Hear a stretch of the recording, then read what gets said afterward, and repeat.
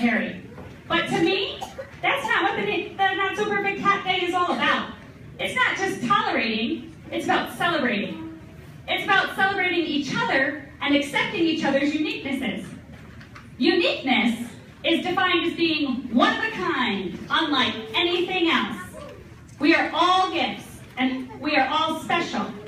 And at Nate Carey, and our special goal today is to honor everyone and everyone's differences.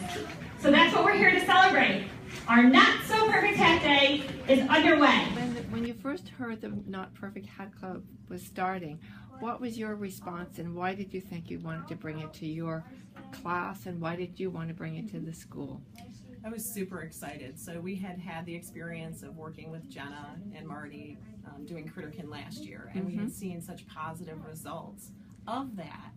And in our conversations, when Jenna was talking about the story of how kids were struggling sometimes with, you know, the drawing wasn't quite perfect, or that was the experience that, you know, we had as well.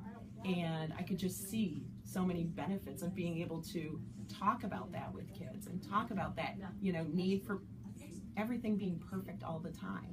It's just not realistic. And so as she was kind of fleshing out the idea for the Not Perfect Hat Club, I thought, this is perfect. This is exactly what we needed.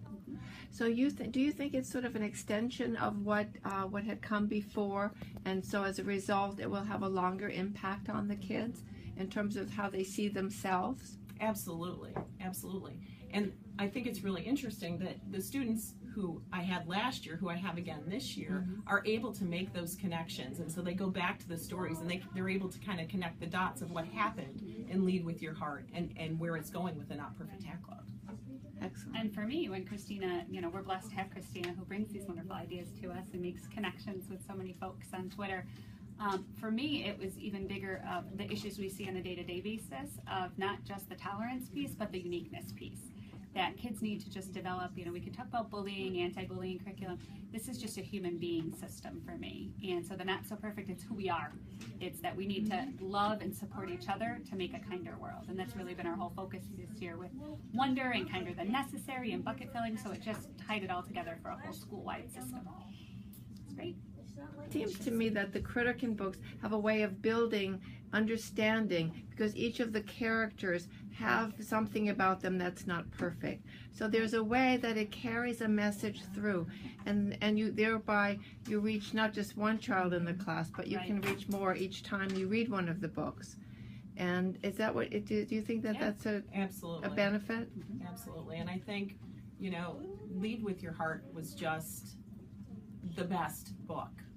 The kids really connected with that message. They connected with the characters, and they fall in love with those characters, and they see themselves in those characters, and they're able to articulate things that maybe they wouldn't have without being reached through that story. Right. I think that one of the things that Jenna, you know, when she created Critterkin, it was about the fact that children are able to access their emotional feelings through animals. Right. And then the combination of the animals and Rennie and the other characters in the book really brought that alive. It's interesting you say that, because Jenna's going to Bolingbrook, Illinois, you know, today for programs. And Erin, the librarian there, has said, Lead with your heart, lead with your heart. That is the book. That is the book. It's really become sort of a standard bearer of what Critterkin means and the connecting tissue for kids. Go ahead, Donna. What were you going to say?